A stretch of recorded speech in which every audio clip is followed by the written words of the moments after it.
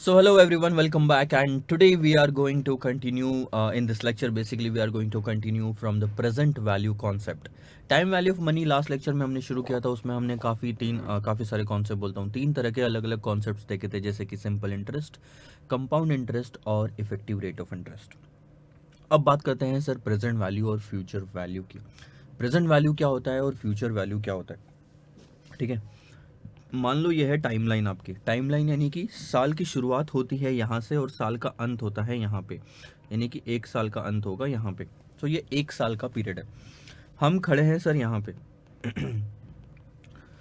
मैं present time या time eight zero या नाउ बोलता हूँ तो यानी आज की बात कर रहा हूँ, और आज से ठीक एक साल के बाद की यानी कि एक साल के एंड की, यानी कि ये जो पोजीशन ए है उसकी बात कर रहा हूँ, ठीक है। अगर मैं यहाँ पे 100 रुपये इन्वेस्ट करता हूँ, 10% का रेट है, तो मुझे यहाँ पे कितना मिलेगा? 110 रुपये। अब आप अगर देखोगे तो 100 रुपये आप अभी इन्वेस्ट कर रहे हो, आज इन्वेस्ट कर रहे हो, इसको कहा जाता है प्रेजेंट वैल्यू। और इस पे 10% इंटरेस्ट लगा के आपको 110 मिलेंगे एक साल बाद में, इसको कहा जाता है फ्यूचर वैल्यू। अब फ्यूचर वैल्यू डिपेंड करती है क्वेश्चन पे। क्वेश्चन बोलता है एक साल बाद की फ्यूचर वैल्यू, क्वेश्चन बोल सकता है 6 महीने बाद की फ्यूचर वैल्यू। आज को छोड़ के आने वाला जो भी टाइम है वो फ्यूचर का टाइम है। कल की भी वैल्यू अगर निकालनी है तो वो फ्यूचर वैल्यू कहलाएगी। आज की वैल्यू प्रेजेंट वैल्यू कहलाती है, और पुरानी जो बीत गई वैल्यू है उसको पास्ट कहते हैं, ठीक है। प्रेजेंट वैल्यू फ्यूचर वैल्यू आ गया। बस यही कॉन्सेप्ट है सर। बात आती है कि अगर हमको कभी प्रेजेंट वैल्यू निकालना पड़ा, आने वाले चैप्टर्स में आपको फ्यूचर वैल्यूज दी हुई होगी, ये ऑलरेडी दिया हुआ होगा। 110 जो मैं बोल रहा हूँ, 10% भी आपको दिया हुआ होगा, आपको निकालना पड़ेगा, तो यह है 100 रुपये वाली वैल्यू। मान के चलिए कि अभी अगर ये 100 रुपये वाली वैल्यू नहीं दी हुई है और आपके पास में सिर्फ दो ही वैल्यू है, दैट इज फ्यूचर वैल्यू और रेट ऑफ इंटरेस्ट, तो आप प्रेजेंट वैल्यू कैसे निकालोगे? बहुत ही सिंपल है सर, ध्यान देंगे। 100 में हमने क्या किया था, देखो, कंपाउंड अमाउंट का फॉर्मूला था principal in bracket 1 + i to the power n, ठीक है। Principal in bracket 1 + i to the power n। अब अगर आप ध्यान दोगे तो कंपाउंड अमाउंट यानी कि 110, जो आपका पी था यानी कि जो इन्वेस्टमेंट का अमाउंट था वो है 100, प्रिंसिपल, रेट ऑफ इंटरेस्ट था 10% और एक साल के लिए इन्वेस्टमेंट किया, तो 100 इंटू 1.1 बिकम्स 110। यही है आखिरी में कैलकुलेशन। कंपाउंड अमाउंट, प्रिंसिपल, इन सब की बात में ये आता है। अब इसी फॉर्मूले को मैं बदलता हूँ तो 100 हमारे वाले ऊपर वाले एग्जाम्पल में प्रेजेंट वैल्यू कहलाती है, 110 फ्यूचर वैल्यू कहलाती है। यानी कि आपको समझ में आ रहा होगा फ्यूचर वैल्यू कब आती है? प्रेजेंट वैल्यू को 1.1 से मल्टीप्लाई करने के बाद। और 1.1 क्या है? ये आपका रेट ऑफ इंटरेस्ट जो 10% दिया हुआ है, हम इनको बोलेंगे present value index. Present value index यानी कि इंडेक्स कैसे निकालते हैं? 1 प्लस जो भी रेट ऑफ इंटरेस्ट है वो लगा दो तो आपका इंडेक्स आ जाएगा, ठीक है।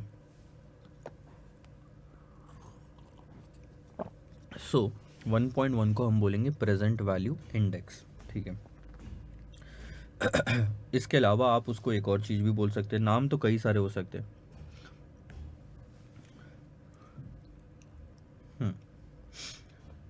प्रेजेंट वैल्यू जो 100 रुपये है उसको 1.1 से मल्टीप्लाई करने के बाद क्या आया, ये बताइए सर। एक सवाल का जवाब दो, अब बाकी सब छोड़ो, दिमाग मत लगाओ। प्रेजेंट वैल्यू जो 100 है उसको 1.1 को मल्टीप्लाई करने के बाद में क्या आया? फ्यूचर वैल्यू आया। यानी कि प्रेजेंट वैल्यू को फ्यूचर वैल्यू में कन्वर्ट करने के लिए जो 1.1 यूज हुआ है उसको कहा जाएगा फ्यूचर वैल्यू फैक्टर। किसी भी चीज पे फ्यूचर वैल्यू फैक्टर लगा दोगे तो फ्यूचर वैल्यू आ जाएगी। किसी भी चीज पे यानी प्रेजेंट वैल्यू पे फ्यूचर वैल्यू फैक्टर लगाओगे तो फ्यूचर वैल्यू आएगी। पेट्रोल वाली कार में आप पेट्रोल भर पाते हो, वैसे ही फ्यूचर वैल्यू निकालने के लिए आपको क्या चाहिए? फ्यूचर वैल्यू फैक्टर, जो कि है 1.1। और आपका ये कैसे निकलेगा? मैं अब फॉर्मूले में लिखता हूँ, तो present value into 1 + i r to the power n, ठीक है सर। ये निकलेगा। वही फॉर्मूला सेम रिपीट कर रहे हैं। अगर कंपाउंड अमाउंट वाली लैंग्वेज में देखो तो compound amount is equal to principal in bracket 1+r⁴ उसी को तो मैंने चेंज किया है। तो हम ये फ्यूचर वाला वैल्यू वाला फॉर्मूला ऑलरेडी देख चुके हैं, ठीक है। अब इससे जनरली आपको ना आगे जाके जब आप पढ़ोगे तो फ्यूचर वैल्यू निकालने के लिए नहीं बोलेंगे, they will ask you to calculate the present value. अब क्या इस फॉर्मूले से प्रेजेंट वैल्यू निकाला जा सकता है? प्रेजेंट वैल्यू का फॉर्मूला बनाते हैं। फ्यूचर वैल्यू यहाँ आ गया, वो जो 1+r था ना टू द पावर n, इसको इधर भेज दो। तो आप क्या लिखोगे 1+r to the power n, उधर मल्टीप्लिकेशन में था, इधर आने के बाद वो डिवीजन में हो जाएगा, is equal to present value. अब मैं इसको ऐसे भी लिख सकता हूँ, present value is equal to future value into 1 divided by 1+r to the power n। कोई दिक्कत है इसमें? कोई दिक्कत नहीं है सर। और इसी को बोलेंगे प्रेजेंट वैल्यू फैक्टर। ये जो पार्ट है ये होता है प्रेजेंट वैल्यू फैक्टर, और ये जो पार्ट है ये होता है फ्यूचर वैल्यू फैक्टर। तो अब अगर आप ध्यान से देखोगे तो 1+r to the power n यानी कि फ्यूचर वैल्यू फैक्टर, और इसी 1+r to the power n का रेसिप्रोकल यानी 1 divided by 1+r to the power n will be the present value factor. यानी कि कोई भी, ध्यान देंगे, रेट ऑफ इंटरेस्ट 10% है, 1 + 0.10 करेंगे तो ये फ्यूचर वैल्यू फैक्टर बनेगा, लेकिन 1 डिवाइडेड बाय 1 + 0.10 करेंगे तो ये प्रेजेंट वैल्यू फैक्टर बनेगा। 1 डिवाइडेड बाय 1 + 0.10 कब करना है?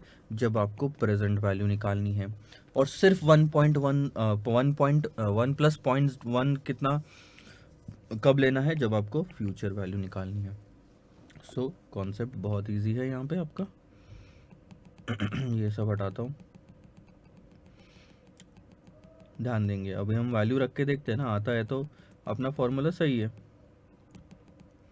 देखो, so present value is equal to future value है 110 की आपकी, उसके बाद 1 डिवाइडेड बाय 1 + 0.1, और साल एक ही था। अगर आप इसको सॉल्व करोगे तो 1 डिवाइडेड बाय 1.1 इक्वल टू 0.909, और अगर आप मल्टीप्लाई करोगे तो ये वैल्यू 100 के तकरीबन आसपास ही आएगी, यानी कि आपकी प्रेजेंट वैल्यू आ गई। किसी भी फ्यूचर वैल्यू को प्रेजेंट पे लेके आना है तो उसको प्रेजेंट वैल्यू फैक्टर से मल्टीप्लाई करो। What is the present value factor? 0.909, 1 divided bye करने के बाद। ये आपको एक बेसिक चीज समझ में आई। फ्यूचर वैल्यू कैसे है वो भी समझ में आ गया। फ्यूचर वैल्यू इसी के अपोजिट में निकालते हैं। एक और चीज मैं बताता हूँ। मैंने आपको बताया कि सर 110 रुपये यहाँ मिल रहे हैं, 10% का रेट है, तो आप प्रेजेंट वैल्यू निकालो। अभी यहाँ पे मैंने प्रेजेंट वैल्यू नहीं निकाला, तो आपने निकाला था सर 100 रुपये प्रेजेंट वैल्यू आ रही है, ठीक है। अब मैं क्या बोल रहा हूँ ना, 110 है, 10% का रेट है, एक साल, अगले साल आपको 200 रुपये मिला। अब इन दोनों की प्रेजेंट वैल्यू निकालो और टोटल बताओ। पहले मैंने अभी तक जो अपन ने लिया वो एक ही कैश फ्लो थी, इसको बोलते हैं कैश फ्लो। जब पैसा आ रहा है तो कैश इनफ्लो, पैसा जा रहा है तो कैश आउटफ्लो।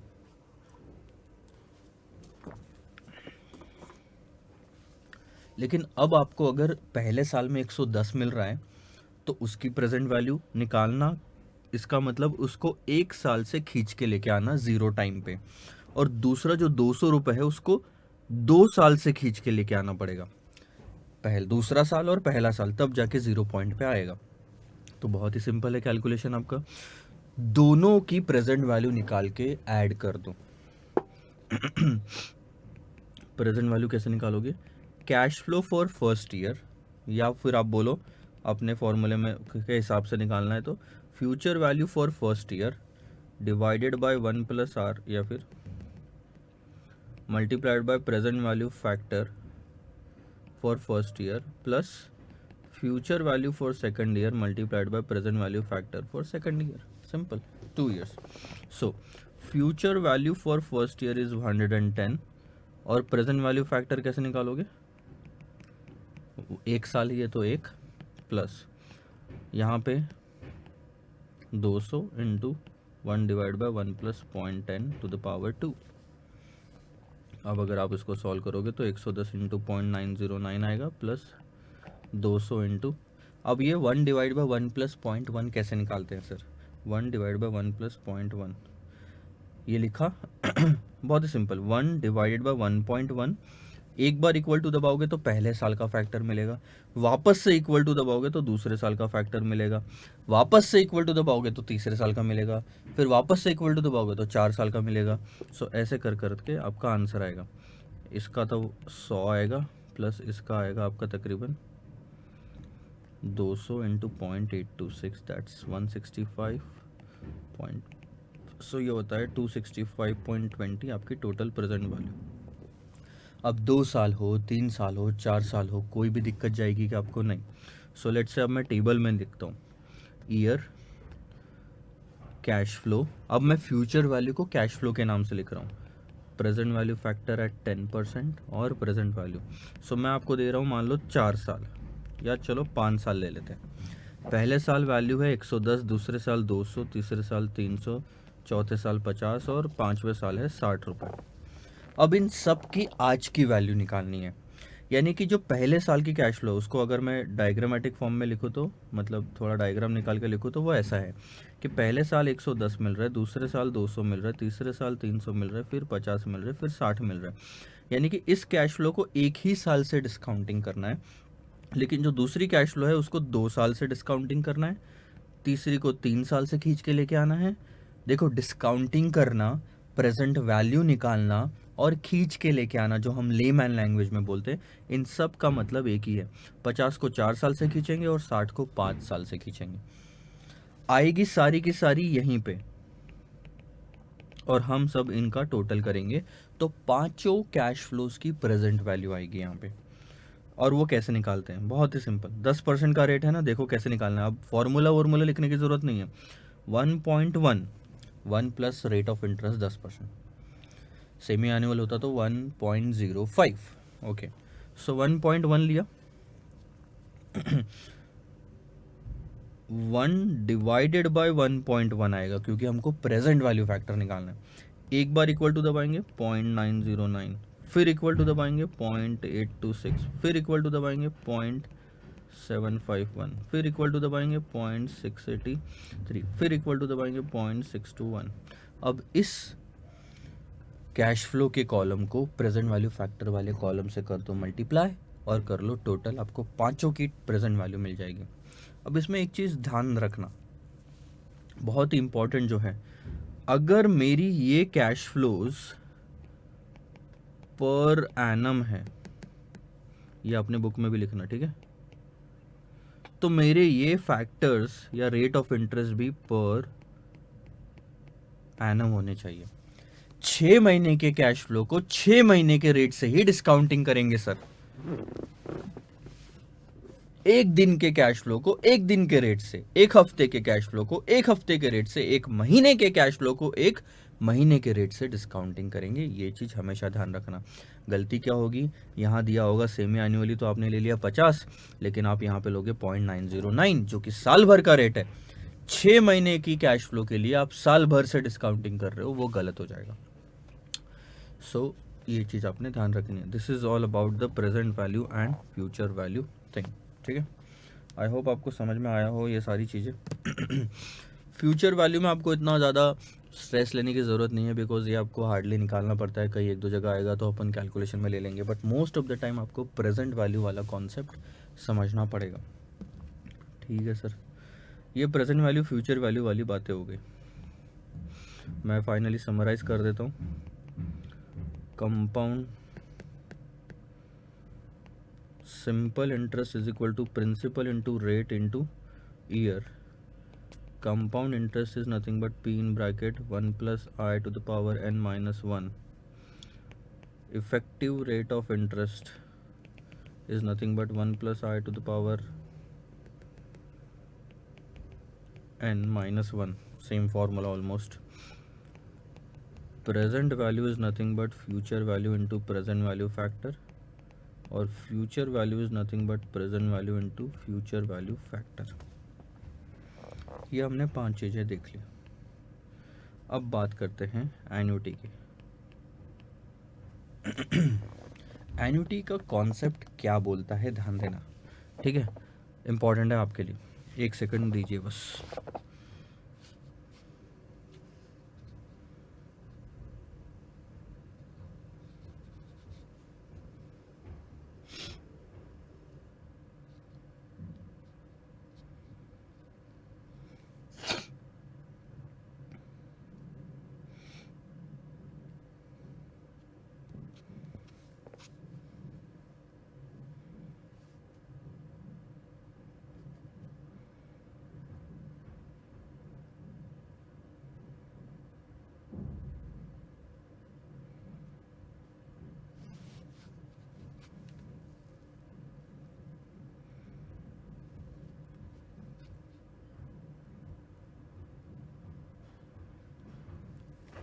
चलो सॉरी। एन्युटी का मतलब क्या होता है, ध्यान देना। अभी मैं आपको इंस्टीट्यूट के सिलेबस से कुछ मैच होता है तो मैं बताता हूँ। थोड़ा सा हम पढ़ ले, इतनी देर से मैं समझा ही रहा हूँ। पढ़ पढ़ के भी थोड़ा सा हमारा क्या होता है, पढ़ने का तरीका बदलता है, माइंड डाइवर्ट होता है, तो बोर्डम जो है वो अवॉइड किया जा सकता है। सो ध्यान देंगे सर अभी यहाँ पे। In many cases you must have noted that your parents have to pay an equal amount of money regularly like every month or every year। देखो मैंने भी नहीं पढ़ा है तो जो है यहाँ पे लिखा हुआ वो मैं समझा रहा हूँ। अगर मैं आपको एक लाइन में समझाना चाहूँ तो सेम अमाउंट हम जब बार बार पे करते हैं उसको कहा जाता है एन्युटी। यहाँ पे भी वही चीज़ लिखी हुई है। In many cases you must have noted that.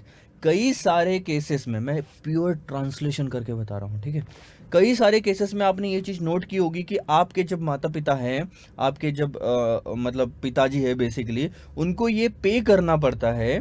क्या पे करना पड़ता है? An equal amount of money. यहाँ पे नोट करने वाली चीज़ ये है sir, equal amount of money, कि एक सेम अमाउंट होती है, लेट से 20,000 रुपए, जो उनको बार बार पे करनी पड़ती है, रेगुलर इंटरवल पे करनी पड़ती है। वो और कुछ नहीं, जैसे कि हर महीने वो पे कर रहे हैं या हो सकता है हर साल पे कर रहे हैं। एग्जाम्पल, जैसे LIC का प्रीमियम होता है तो वो हर साल 50,000 रुपये देते हैं, या फिर आपने कार खरीदी हो तो उसमें आप एनुअल इंस्टॉलमेंट देते हैं। आजकल आपको पता होगा तो EMI पे चीज़ें खरीदी जाती है, और EMI आपकी आती है लेट से 1200 रुपये या फिर 20,000 रुपये पर मंथ। कार खरीदा है तो 50,000 रुपये पर मंथ, घर खरीदा है तो 40,000 रुपये पर मंथ, ऐसे। For example, payment of life insurance premium, rent of your house, ठीक है, if you stay in a rented house, कहीं पे अगर आपने रेंट पे जगह ली होगी, अगर आप मेस में खाना खाते हैं तो आपको समझ में आ रहा होगा 1200 रुपये या फिर 3,000 रुपये हर महीने का आप पे करते हो वहाँ पे। तो ये जो 3,000 रुपये बार बार पे करते हो, बार बार पे करते हो, सेम अमाउंट पे करते हो, इसको कहा जाता है annuity. Annuity basically annual figure के लिए होती है कि साल में, हर साल जब आप एक ही अमाउंट पे करते हो। सो लाइफ इंश्योरेंस का प्रीमियम इस साल 50,000 भरा, अगले साल 50,000 भरा, फिर 50,000 भरा, फिर 50,000 भरा। जैसे कि payment of housing loan, vehicle loan, in all this cases they pay a constant amount of money regularly. Time period between two consecutive payment में बी 1 month, 1 quarter और 1 year. Sometimes some people received fixed amount of money regularly like pension, rent of house, etc. In all these cases annuity comes into the picture। इन सारी चीज़ों में एक common जो है वो है एन्युटी, कि एक कॉमन अमाउंट, सेम अमाउंट बार बार आती है जाती है। When we pay, अब ध्यान देना डेफिनेशन पे, जब हम पे करते हैं या रिसीव करते हैं एक fixed amount of money periodically over a specified time period, we create annuity। तब एन्युटी मार्केट में आती है, तब एन्युटी पिक्चर में आता है। Thus annuity can be defined as a sequence of periodic payment, continuously 3-4 बार कम से कम आप पे करते हो, regularly over a specified period of time. Let say 5 साल ले लिया, 5 साल में हर साल आप 50,000 पे कर रहे हो तो सेम अमाउंट जा रही है। There is a special kind of annuity also that is called as perpetuity. देखो अब इन्होंने एन्युटी में ही परपेचुटी इंक्लूड किया है।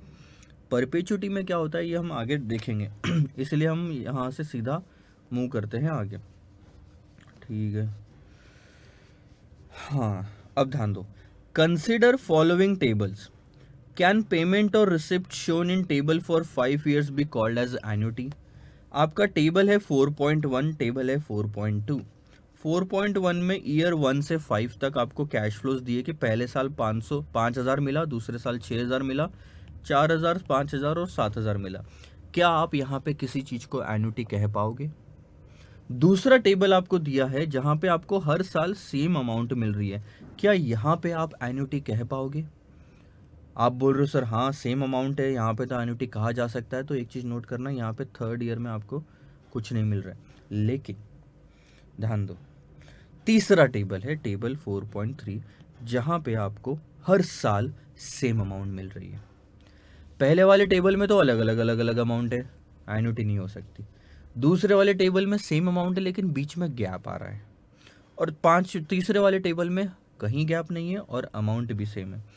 पेमेंट और receipt shown in table 4.1 can not be called as annuity. Payment और receipt do have been made at regular interval but amount paid are not constant over a period of time. भले ही 5 साल का payment हुआ हो या receipt हुआ हो, लेकिन अमाउंट कांस्टेंट नहीं है सर। और अमाउंट कांस्टेंट नहीं होने की वजह से उसको एन्युटी नहीं कहा जा सकता। पेमेंट और रिसिप्ट 4.2 में जो किया उसको भी हम एन्युटी नहीं कह सकते। दो अमाउंट्स पेड और received are same in every year but time interval between different payment is not equal. Time एक सेकंड ना।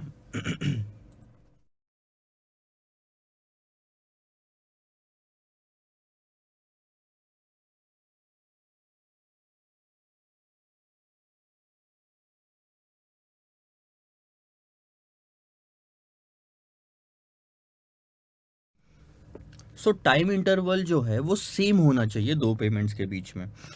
पहले साल से दूसरे साल में जब पेमेंट किया तो गैप 1 साल का था, लेकिन दूसरे से तीसरे में कोई, दूसरे से डायरेक्ट चौथे में पेमेंट किया तो 2 साल का गैप, फिर 1 साल का गैप, तो सेम टाइम नहीं आया आपका।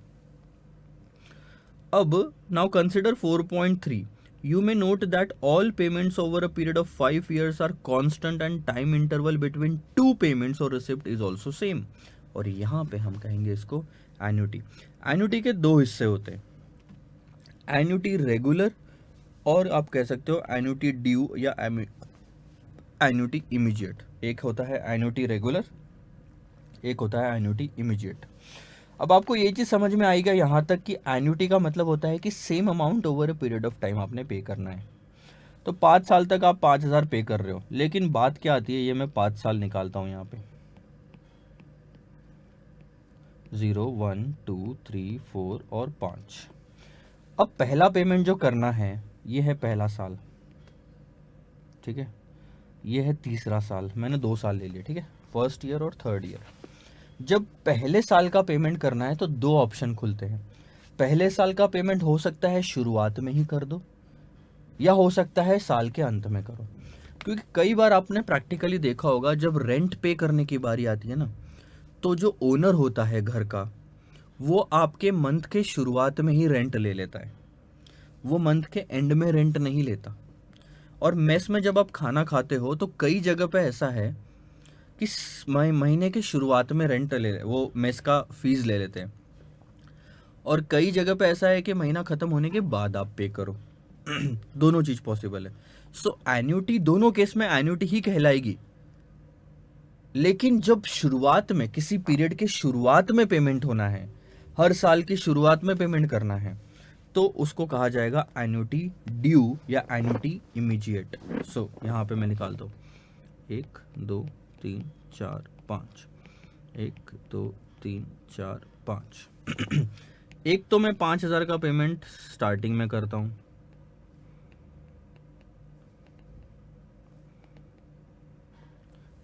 तो 5 पेमेंट 5 साल के कर दिए, और आप अगर ध्यान दोगे तो हर साल की शुरुआत में मैंने पेमेंट किया, या तो मैं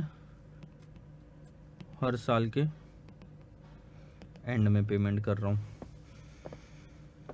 ये जो किस्सा है पहला वाला, इसको कहा जाता है एन्युटी ड्यू और एन्युटी इमीडिएट, यानी पहले पेमेंट करो, और ये है रेगुलर एन्युटी।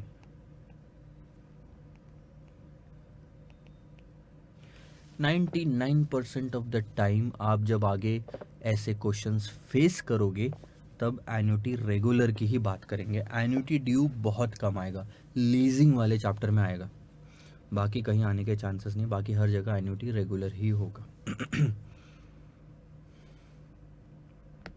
चलो, सो एन्युटी रेगुलर का मतलब है फर्स्ट पेमेंट और receipt at the end of the period, और एन्युटी इमीडिएट का मतलब है फर्स्ट पेमेंट और receipt in the first period, यानी कि शुरुआत में।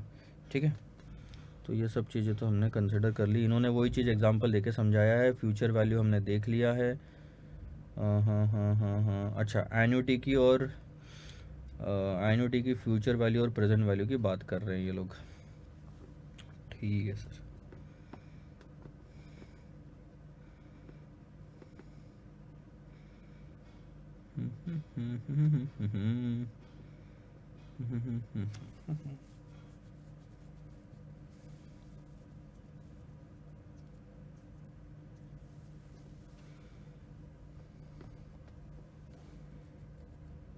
ठीक है, ध्यान दो। क्योंकि एन्युटी रेगुलर ही हमने कई बार देखना है, तो मैं एन्युटी रेगुलर लेके चलता हूँ। एक एग्जांपल आपको बताता हूँ। 5,000, 5 साल के हर साल के अंत में 5,000 रुपये का पेमेंट होना है, ध्यान देना। ठीक है, क्या इनकी प्रेजेंट वैल्यू निकाली जा सकती है? यस सर, क्यों नहीं निकाली जा सकती। इसको 1 साल से खींचना है, इसको 2 से, 3 से, 4 से और 5 साल से खींचना है, और इन सब की टोटल करना है। कर सकते हैं ना, हम कर सकते हैं सर। एक से ज़्यादा कैश फ्लो की प्रेजेंट वैल्यू कैसे निकालते हैं, अभी मैंने बताया था। प्रेजेंट वैल्यू फैक्टर जो भी रेट होगा, हम सिंप्लिसिटी के लिए 10% मान के चलते हैं। 1 2 3 4 5 साल बोले थे ना सर आपने। 5,000, 5,000 मैं फ़िलहाल के लिए फटाफट लिखता हूँ। और रेट ऑफ जो फैक्टर है वो कैसे निकालते हैं? 0.909 कैसे निकालोगे? प्रेजेंट वैल्यू फैक्टर निकालना है ना। अगर आपको प्रेजेंट वैल्यू होना तो प्रेजेंट वैल्यू फैक्टर निकालना है। तो 1 डिवाइड बाई 1.1 इक्वल टू 0.909, फिर इक्वल टू 0.826, फिर इक्वल टू 0.751, फिर equal to 0.783, sorry I think 721, और फिर 683। मल्टीप्लाई कर दो 5,000 को उससे, तो आएगा 45445। फिर आप क्या करोगे? 5,000 को मल्टीप्लाई करोगे 0.826 से, यानी कि 4130। 5,000 इंटू 0.751, सो 3755। 5,000 इंटू 0.721, सॉरी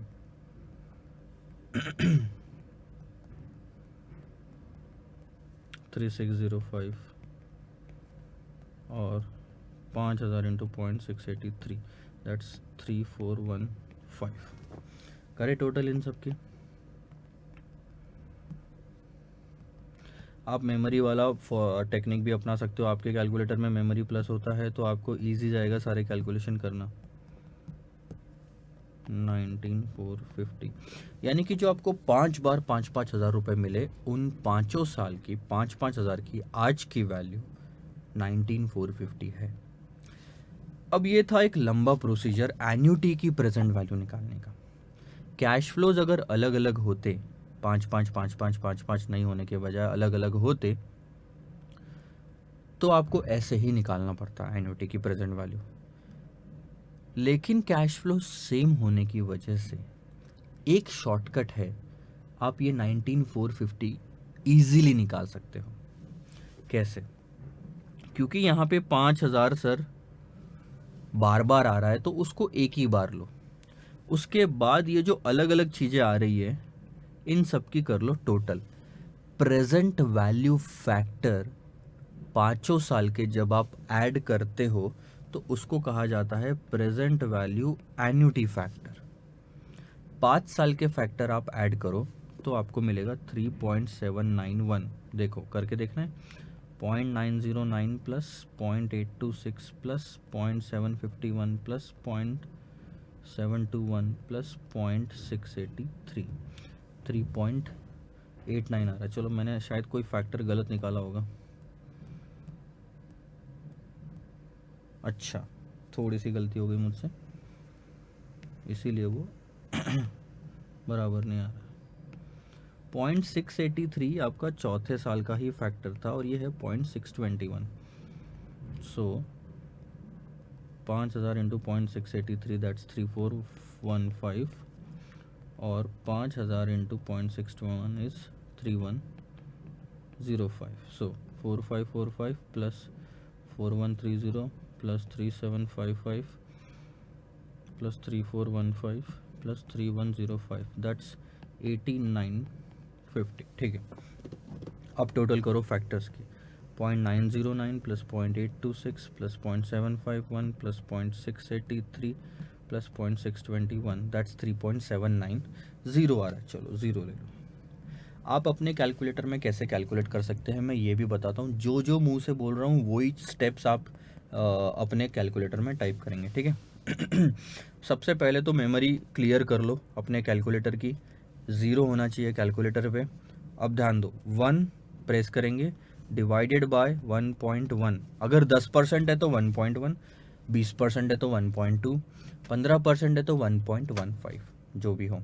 फिर से रिपीट कर रहा हूँ, 1 प्रेस किया, डिवाइडेड बाय 1.1, फिर आप दबाते हो इक्वल टू, तो पहले साल का फैक्टर आया।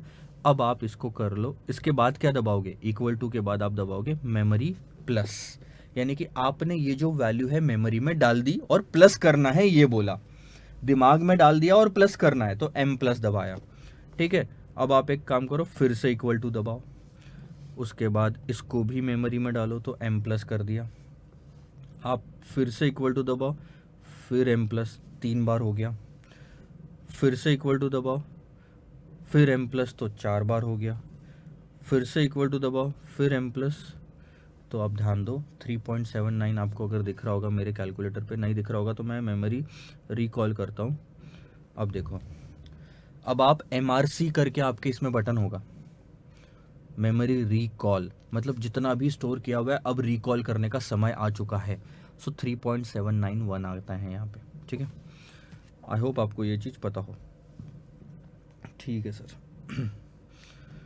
तो अब आप मेरे को ये चीज़ बताओ, अगर मेरे पास एक 5000 होता और 3.791 होता तो क्या करता मैं, 5000 इंटू 3.791 मेरा 18955 आ गया। 5 रुपये का डिफरेंस राउंडिंग ऑफ का है, कोई फ़र्क नहीं पड़ता।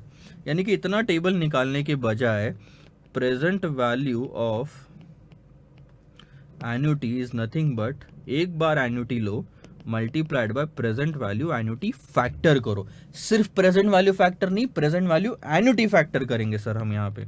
सो 5000 कितनी बार रिपीट हो रहा है, 5 बार हो रहा है। रेट ऑफ इंटरेस्ट क्या है, 10%, तो 10% से 5 बार वाला आप एन्युटी फैक्टर निकालो, वो आएगा 3.791। कैसे निकालेंगे, कैलकुलेटर पे करेंगे sir. 1 divide by 1.1 equal to M plus, equal to M plus, equal to M plus, equal to M plus और इक्वल टू एम प्लस, और फिर मेमोरी रिकॉल 5 बार है तो 5 बार करेंगे, तो आपका आंसर आ गया यहाँ पे 18950, खत्म। सो एन्युटी की प्रेजेंट वैल्यू निकालने का हमारे पास ये फॉर्मूला है। टेबल मत यूज करना। टेबल कब यूज करना सर ये बताओ, हम भूल गए। टेबल आप उसी समय यूज करते हो जब हर साल कैश फ्लोज अलग अलग होती है। सेम कैश फ्लोज में आप टेबल यूज नहीं करते, अब शॉर्टकट यूज करते हैं। खत्म एन्युटी, एन्युटी का कॉन्सेप्ट खत्म। थोड़ा सा लंबा लिया हमने इसको, थोड़ा सा टाइम लगा लेकिन समझ में आ गया। अब बात करते हैं लास्ट कॉन्सेप्ट के, that is called as perpetuity. थोड़ा सा फ्रेश हो जाओ, पानी वानी पी लो, पॉज करो लेक्चर को और फिर आगे बढ़ो, ठीक है। समझ में आना चाहिए, this is the most important concept of all. सबसे ज़्यादा इंपॉर्टेंट कॉन्सेप्ट ये है, इस पे ध्यान नहीं दिया, ये समझ में नहीं आया तो बहुत सारी चीज़ें आगे छूट जाएगी, क्योंकि ये कैपिटल बजटिंग में काम आएगा, लीजिंग में काम आएगा सर, ये डिविडेंड में भी काम आएगा और उसके बाद सीए फाइनल एसएफएम में भी काम आएगा। ये कॉन्सेप्ट में सीए फाइनल वाले बच्चों को तक प्रॉब्लम जाती है आज भी। तो आपने गलती करना, यानी कि हम उन 90% बच्चों में से हैं जो परपेचुइटी का कॉन्सेप्ट नहीं समझ पाएंगे। आप मेरे को आज लिख के मेल करो, मैं बता रहा हूँ आप गलती करोगे। मैं सीए फाइनल में ये गलती करूँगा, कि परपेचुटी के जो भी क्वेश्चंस आएंगे उनको मैं समझ नहीं पाऊंगा, क्योंकि मैंने इंटर में परपेचुटी का कॉन्सेप्ट का लेक्चर सही से नहीं देखा था, 5 बार नहीं देखा था। ठीक है चलो क्या होता है मैं बताता हूँ। पुराने वाले से हम लिंक करते हैं। 5,000 का जो आपको पेमेंट किया गया था वो कितने साल तक किया गया था? 5 साल तक किया गया था। मैं आपको क्या एग्जांपल देता हूँ, उसी को बदलते हैं। पहला साल, दूसरा साल, तीसरा साल, चौथा साल, और फिर 5वां, 6वां, 50वां, 100वां, 150वां, 2000वां साल। यानी कोई टाइम लिमिट है ही नहीं। हर साल आपको 5,000 रुपये मिल रहे हैं विदाउट एनी लिमिट। तो अब सिर्फ इतना सा बताओ, पहले वाले प्रॉब्लम में और इस वाले सिचुएशन में क्या डिफरेंस है? सर पहले वाली सिचुएशन में 5 साल की लिमिट थी, इस वाली सिचुएशन में 5 साल की लिमिट नहीं है और कोई लिमिट है भी नहीं। ये तो आगे बढ़ता ही जा रहा है, लाइफ टाइम। इसको बोलते हैं परपेचुअल, जो कभी खत्म ही नहीं हो रहा। बाकी सब सेम है सर, यहाँ भी 5,000 मिल रहे हैं, वहाँ भी 5,000 मिल रहे हैं हर साल, यहाँ भी 10% रेट है, वहाँ भी 10% रेट है। सिर्फ यहाँ 5 साल तक मिल रहा था और अब यहाँ कोई लिमिट ही नहीं है। आपसे मैं ये सवाल पूछना चाहता हूँ कि ये जो 5,000 है जो मिलते जा रहे हैं, इनकी प्रेजेंट वैल्यू क्या है? जब 5 साल थे तब आपने कैसे निकाला? ये वाला फॉर्मूला यूज करके, present value of annuity is equal to annuity 5,000 into present value annuity factor. और प्रेजेंट वैल्यू एन्युटी फैक्टर आप कैसे निकालते हो? 1 डिवाइड बाई 1.1 करते हो और इन सब प्रेजेंट वैल्यू फैक्टर को ऐड करते हो। कितने साल के फैक्टर को ऐड किया था? 5 साल के फैक्टर को ऐड किया था, क्योंकि 5 साल तक ही कैश फ्लो मिल रही थी। यहाँ कितने साल के फैक्टर्स को ऐड करोगे? यहाँ तो 2000 साल तक भी हो सकता है आपको 5,000 रुपये मिलता रहे। तो अब यहाँ पे वो वाला एग्जैक्ट फॉर्मूला तो काम नहीं करेगा। आ रही बात आपको समझ में? यानी कि हमने जो यूज़ किया था present value of annuity is equal to annuity into present value annuity factor, क्या ये काम कर रहा है? हमारे पास में ये आ सकता है, ये भी है, एन्युटी है, लेकिन ये नहीं निकाल सकते प्रेजेंट वैल्यू एन्युटी फैक्टर। तो यहाँ पे फॉर्मूला थोड़ा सा बदलना पड़ेगा। ध्यान दीजिएगा मैं क्या मिटा रहा हूँ और क्या रख रहा हूँ। ये multiplied by present value annuity factor की जगह कुछ और आएगा, बाकी सब सेम। बचा ही क्या सर? और क्योंकि हम परपेचुटी देख रहे हैं तो प्रेजेंट वैल्यू हम परपेचुटी की कहेंगे। यानी कि परपेचुटी की प्रेजेंट वैल्यू यानी कि हर साल लाइफ टाइम तक जो कैश फ्लोज मिल रहे हैं उनकी आज की वैल्यू। सो एन्युटी कितनी है सर हमारी? 5,000।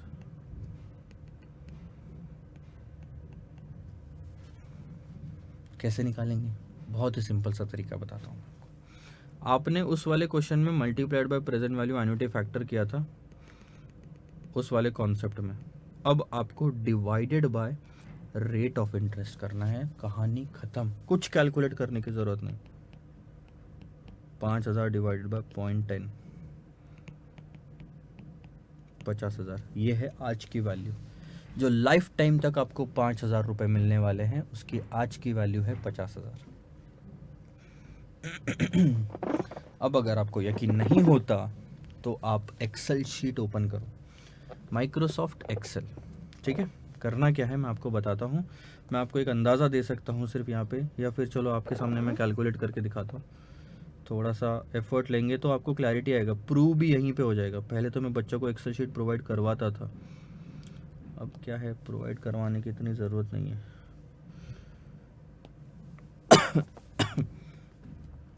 तो हम एक काम करते हैं सर, 1 2 3 4 ले लिया।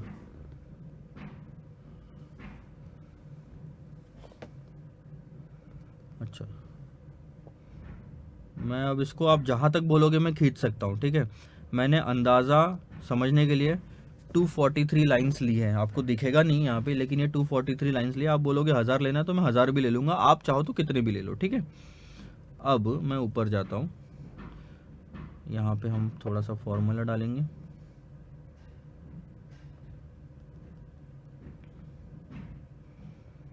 वन तो ये 5 आ गया। अब इसको मैं करूँगा कॉपी, और अब मैं ये जितना आप बोलोगे ना उतना मैं यहाँ पे रखने के लिए तैयार हूँ। पेस्ट वैल्यूज़, अरे यार गलत हो गया, paste formula. So total lines कितनी आई है आप देख सकते हो यहाँ पे 233 लाइंस आई है। ठीक है, आप और लंबा खींच लो, कोई फ़र्क नहीं पड़ेगा। प्रेजेंट वैल्यू किसी भी चीज़ की कैसे निकालते हैं वही हम यूज़ कर रहे हैं। अब हमको हर साल कितना मिल रहा है, मैंने 233 ईयर्स ले लिया, ठीक है। अब हर साल मेरे को 5,000 मिल रहा है, तो ये 5,000 मैं कॉपी पेस्ट कर देता हूँ 233 ईयर्स तक।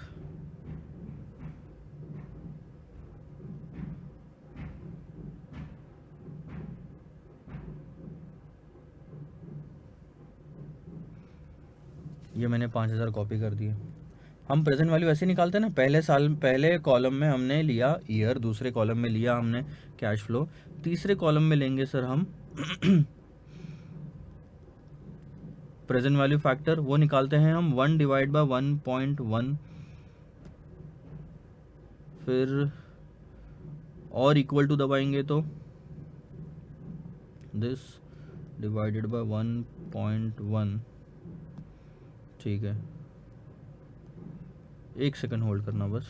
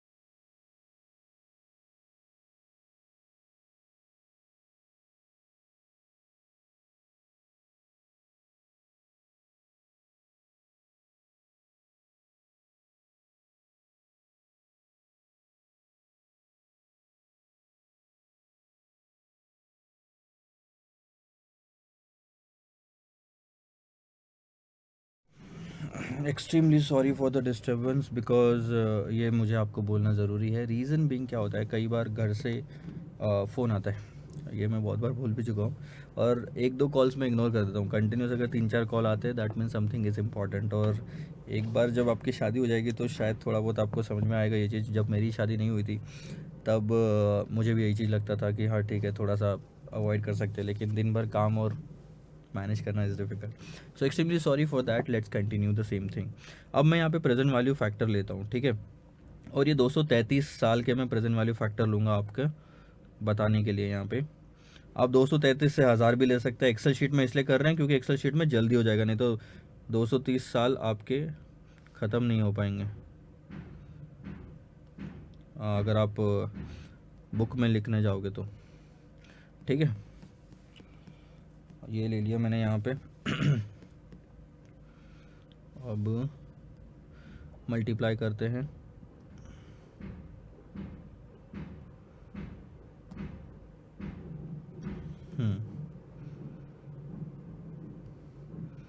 और हम अब लेके आ जाते हैं नीचे।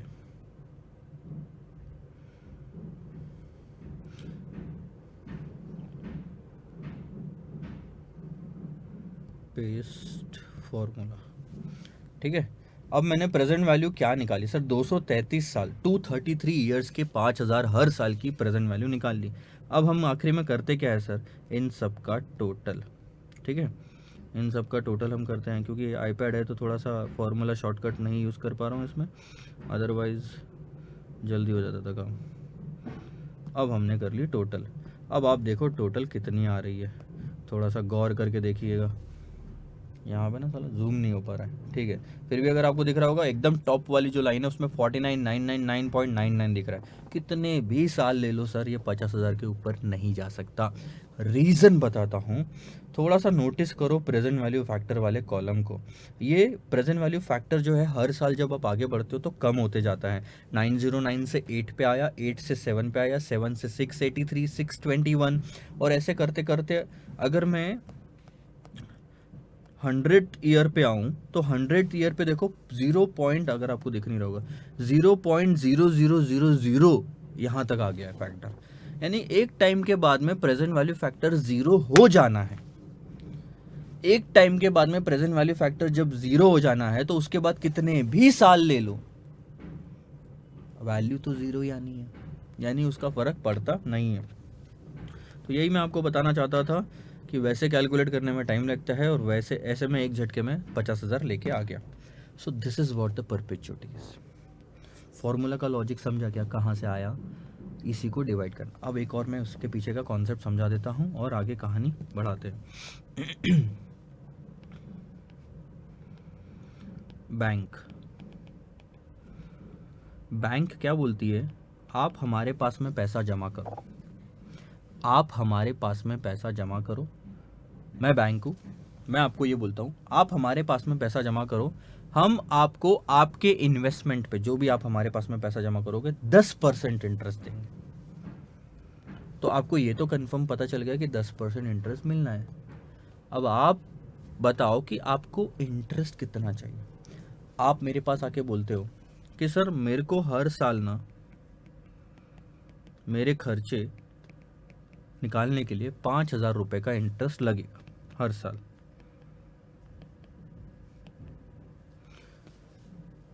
यानी कि बैंक आपको 10% के हिसाब से 5,000 का इंटरेस्ट हर साल दे। Simple interest is equal to principal rate और number of year. Number of year नहीं ले रहा हूँ क्योंकि हर साल की बात हो रही है, तो सिर्फ प्रिंसिपल और रेट तक रह जाती है कहानी। सिंपल इंटरेस्ट यानी कि आपको हर साल कितना इंटरेस्ट चाहिए, 5,000। रेट ऑफ इंटरेस्ट कितना है सर, 10%। क्वेश्चन यह उठता है कि आपने आज कितना पैसा बैंक में जमा कराना चाहिए हर साल, और उसकी कोई लाइफ टाइम मतलब वो एक वैलिडिटी नहीं है, या फिर मान लो मेचोरिटी नहीं है, लाइफ टाइम तक चलना है। तो आज आपने मेरे पास कितना पैसा जमा कराना चाहिए, इस फॉर्मूले से सॉल्व करके बताओ। इस फॉर्मूले से जब मैं सॉल्व करने जाता हूँ तो 5,000 डिवाइड बाई 0.10 आता है, वो 0.10 जो है ये इधर आ जाएगा, इज इक्वल टू पी, और पी इज इक्वल टू 50,000। और अगर आप ये फॉर्मूले को ध्यान से देखोगे तो ये फॉर्मूला और कुछ नहीं, परपेचुइटी की value is equal to annual amount divided by rate of interest है। कहाँ से आया ये फॉर्मूला, सिंपल इंटरेस्ट वाले फॉर्मूले से ही डिराइव किया हुआ है। ये लॉजिक समझा। यानी बैंक में आज 50,000 दोगे तो 50,000 पे 10% कैलकुलेट होगा, तो आपको हर साल 5,000 मिलेंगे। हर साल 100 रुपए चाहिए 10% के रेट से। बोलो कितना जमा कराना है, परपेचुइटी की वैल्यू कितनी है, 100 बाय 10%, 1000। हर साल सर मेरे को 200 रुपए चाहिए, बाय 10%, 2,000 आज जमा करा दो, हर साल 200 रुपये मिलेंगे ना, जो भी रेट ऑफ इंटरेस्ट है वो। समझ में आया परपेचुइटी का मतलब, थोड़ा सा पढ़ ले और समझ ले लैंग्वेज में भी। अच्छा मैंने बीच में कहीं तो छोड़ा था ना परपेचुइटी का मतलब। एन्युटी 2 तरह की होती है, ये सब बोल बोल के मैं आपको बता रहा था। हाँ यहाँ नहीं,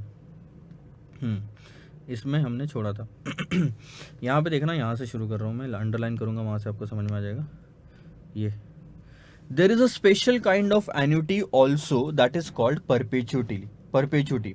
It is one where the receipt or payment takes place forever. ये वर्ड को ध्यान से नोट करो, यहाँ पे रिसिप्ट हो या पेमेंट हो हर साल होता है। Since the payment is forever we can not compute a future value of the perpetuity.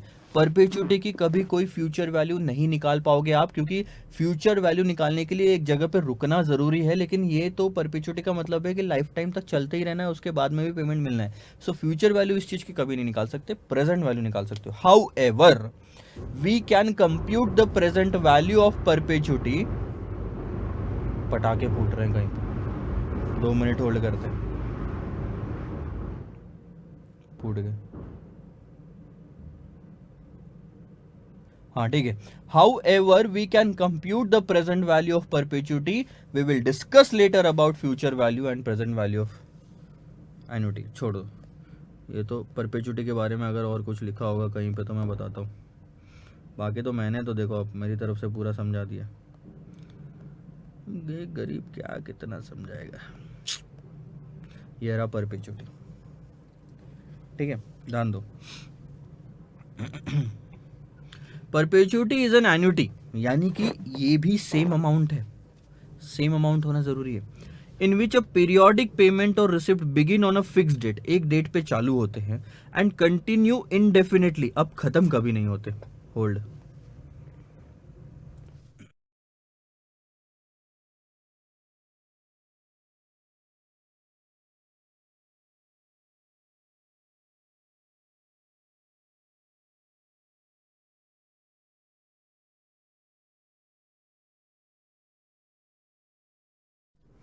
और ख़त्म कभी नहीं होते या परपेचुअली।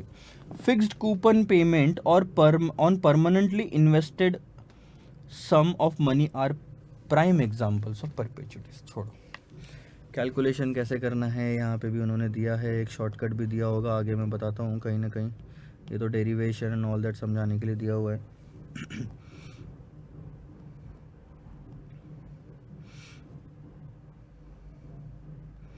चलो ठीक है, आज सच अभी नहीं दिया हुआ है, मतलब इंटर में उतना उन्होंने वो लेवल पे उतना वो ध्यान नहीं दिया इन सब चीज़ों पे। होगा कहीं ना कहीं तो होगा, मैंने समझा दिया है, चलो कोई दिक्कत नहीं है। सो ये सब चीज़ें थी sir, this is all about it. I hope you got the concept, and मैं भी इसके साथ अपना टाइम वैल्यू ऑफ मनी वाला कॉन्सेप्ट ख़त्म करता हूँ। टाइम वैल्यू ऑफ मनी वाला कॉन्सेप्ट ख़त्म करने के पहले सारे फार्मूलेज एक जगह पे आना ज़रूरी है, इसलिए हम इसको करेंगे कॉपी।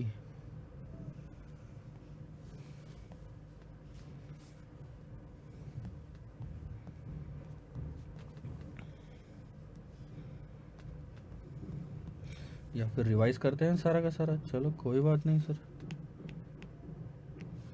सबसे पहले हमने देखा था simple interest, principal into rate into number of year. दूसरा हमने देखा compound interest, principal in bracket 1 plus R to the power n minus 1। फिर इफेक्टिव रेट ऑफ इंटरेस्ट जो था आपका 1 plus R to the power n minus 1। फिर हमने देखा present value which is nothing but future value into present value factor. फिर हमने देखा future value, present value into, इसमें उल्टा हो जाता है, future value factor. Present value factor 1 divide by 1 plus R to the power n, और ये हो गया 1 plus R to the power n सिर्फ। उसके बाद एन्युटी की बात आती है। एन्युटी में मैं प्रेजेंट वैल्यू ऑफ एन्युटी की बात करूँ तो annuity into present value annuity factor. इसमें फ्यूचर वैल्यू ऑफ एन्युटी भी निकाली जा सकती है, इतना इंपॉर्टेंट है नहीं, वो कभी पूछेगा भी नहीं आपको। और आखिरी में बात आती है परपेचुटी की। परपेचुटी यानी कि ऐसी वैल्यू, मतलब आज की वैल्यू किसकी, जो हर साल आपको सेम अमाउंट लाइफ टाइम तक मिलती जानी है। Annuity divided by rate of interest. ध्यान देंगे, कोई भी एन्युटी की अगर कुछ लिमिट है 5 साल 7 साल 10 साल 15 साल, तो वो वाला क्वेश्चन इस केस में फंसेगा एन्युटी वाले में। लेकिन अगर लाइफ टाइम तक मतलब उसकी कोई लाइफ ही नहीं है, मेच्योरिटी ही नहीं है, तो वो वाला केस हमेशा इसमें फंसेगा, लास्ट वाले केस में, परपेचुटी वाले में। दोनों एन्युटी के ही कॉन्सेप्ट है। टाइम लिमिट है तो छठवें में फंस गया, टाइम लिमिट नहीं है तो सातवें में फंस गया। यही चीज़ थी आपको समझाने वाली। इसी के बेसिस पे बहुत सारे क्वेश्चंस हम सॉल्व करेंगे इन्वेस्टमेंट डिसीजन में और कैपिटल बजटिंग में एंड आगे भी। सो इसके बाद हम चालू करेंगे इन्वेस्टमेंट डिसीजंस, उसमें कुछ थेरी क्वेश्चंस है, कुछ कॉन्सेप्ट्स है, वो समझाऊंगा and then will go with the practical questions as well. So stay connected and stay excited, we are going to come again to our topic of our syllabus. Bye bye.